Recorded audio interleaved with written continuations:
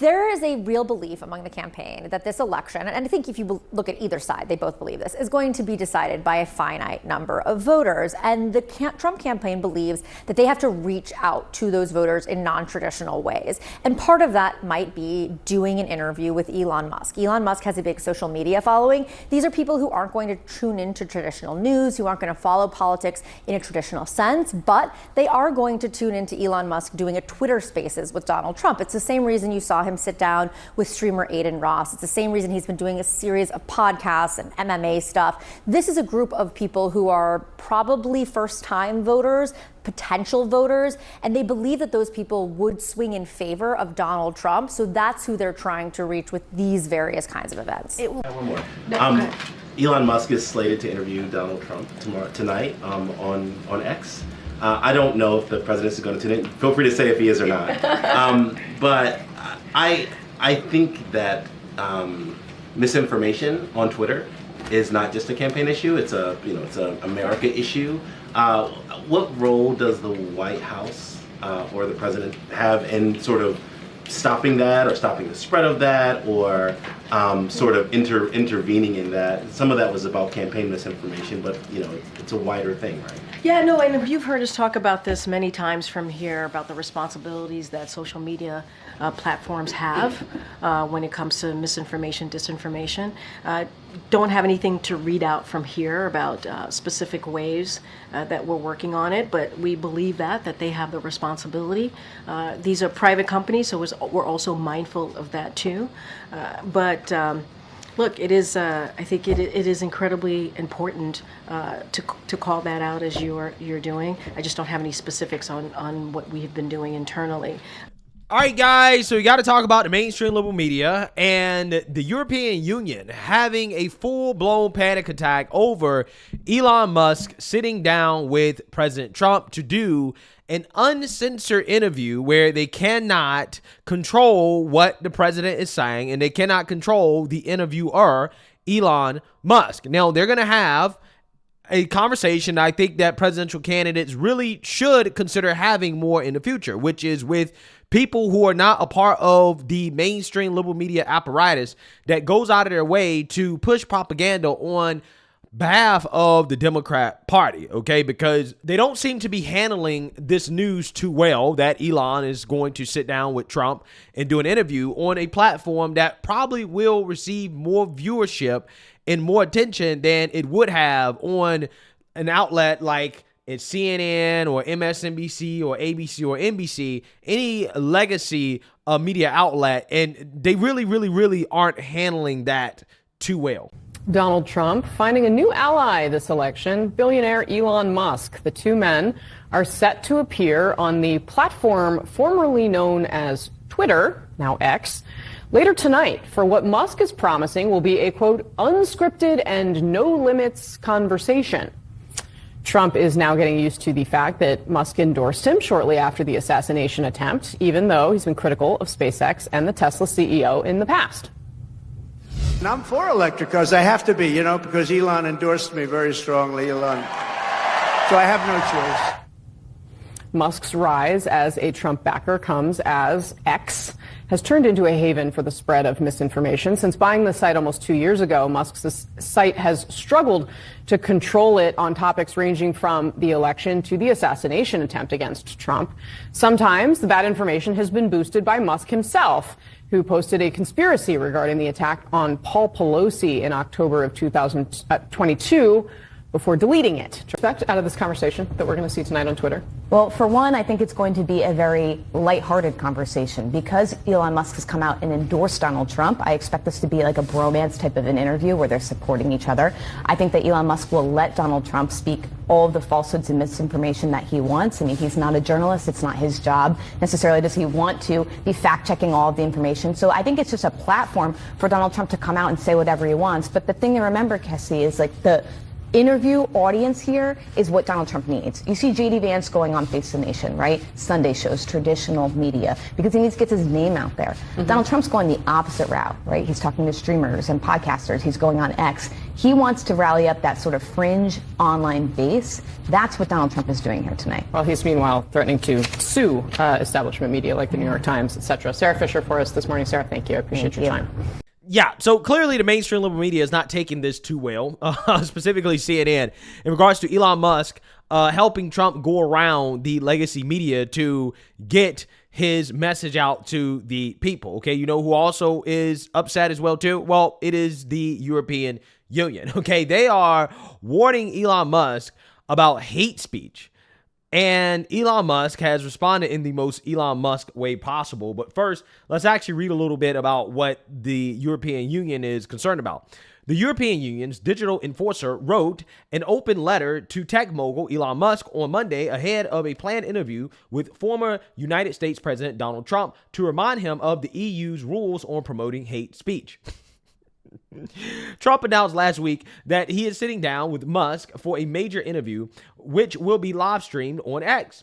Europe's digital commissioner, Thierry Breton, reminded the world's richest man of his legal obligation to stop the amplification of harmful content. Okay, so basically they're saying, well, we don't want you to say things that we don't agree with, okay?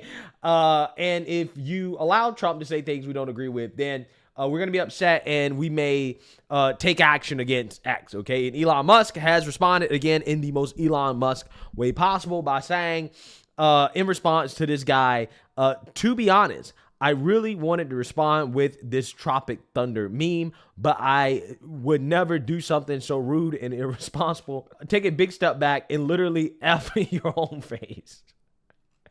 Yeah, so he's basically telling these guys, the EU, to F off. Okay, this is what he's saying, okay, because what they want to do is exactly what Kamala Harris and Tim Walz wants to do here in America, which is to control what Elon Musk and Trump talk about and what they say. Because you have European countries, like, for example, the UK, they have been extremely upset with Elon Musk and him speaking out on subjects like immigration, okay? And we all know that immigration is a huge issue that Elon Musk is concerned about, illegal immigration. Trump also is concerned about that as well, too. So that topic definitely is going to come up. And they're basically telling Elon Musk, please don't say things that may lead to the right-leaning populists having a voice or being able to influence how people understand the issue of illegal immigration and how it's impacting this country, because that is what this is about. In fact, listen to this clip from Mike Benz explain exactly why the European Union is so concerned about censoring voices like Elon Musk, because they understand that there are a lot of people in the United States and in Europe that are concerned about the direction that the West is headed in, again, especially when it comes to the issue of illegal immigration. Take a look. Their quote was panic responsibly, because we have two tricks up our sleeve still. And they said we would be in full panic, but for two things. And the first thing that they said was something called the EU Digital Services Act. And I would caution you not to think in your mind the bland, blasé name EU Digital Services Act.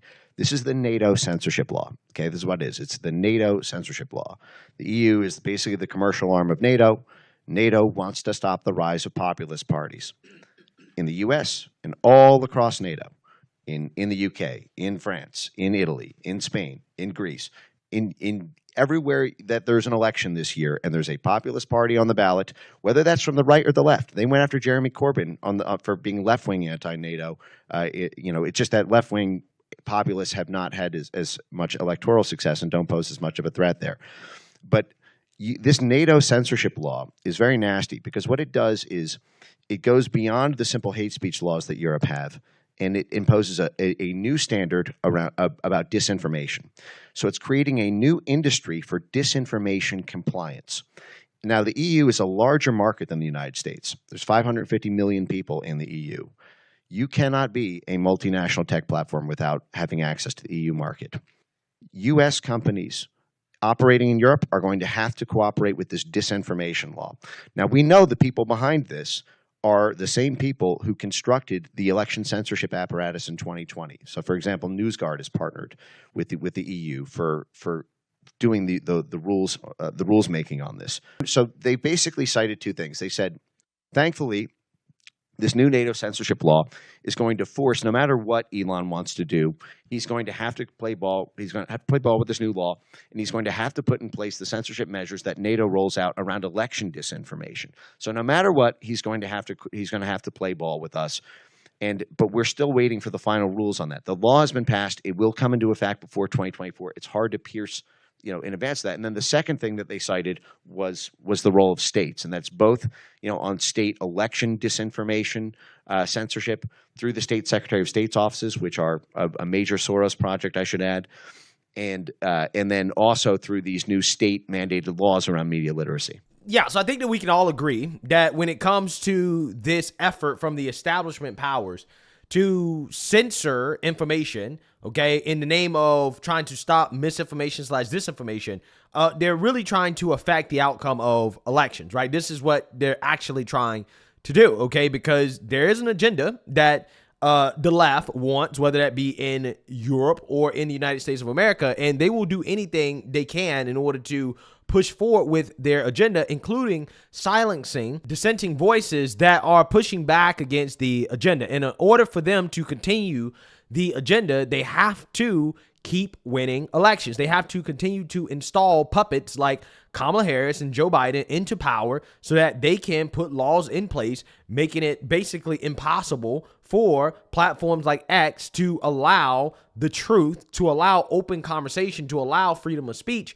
And again, this is what you're going to get if Kamala Harris and Tim Walz are put into the White House. Okay, Kamala Harris was in charge of the White House's effort to censor information online. Okay, everybody remembers the whole disinformation thing that they had going on at the White House. Kamala Harris was in charge of that, right? Tim Walz has already come out and said in interviews, yeah, I don't believe in the First Amendment, right? I don't believe in free speech, okay? I don't believe people should say things that I disagree with. And I'm telling you guys, if these people are put into power, they're only going to silence more dissenting voices, right? So again, thank God for somebody like Elon Musk, who is willing to stand up and to fight back, even if it costs him financially, because I'm pretty sure he's not going to get a positive return on investment, at least not anytime soon, from buying X, okay? And he's pushing back against whole countries, right? This is the same guy that engaged in electromagnetic warfare with Russia, right? Elon Musk is on a whole nother level right now, and he's showing that he is just as powerful, if not more powerful, than heads of state, especially when it comes to influencing the global conversation. And that is what these people are afraid of. They're afraid that, okay, Elon Musk is not playing ball. He's not a puppet because he's too rich to be controlled like a politician, okay? Also, Trump is too rich to be controlled. And one thing these people can't stand is when they do not have control. Okay, so the mainstream liberal media is flipping out because they don't have control.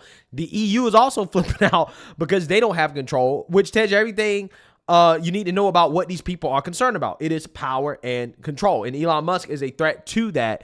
So we should be thankful to Elon Musk and also to President Trump as well too for standing up and continuing to fight in the face of what is a global pushback against populist voices that represent the concerns of the people. So let me know what you guys think. Make sure you like, comment, and subscribe. Most importantly, share a Black conservative perspective. Peace.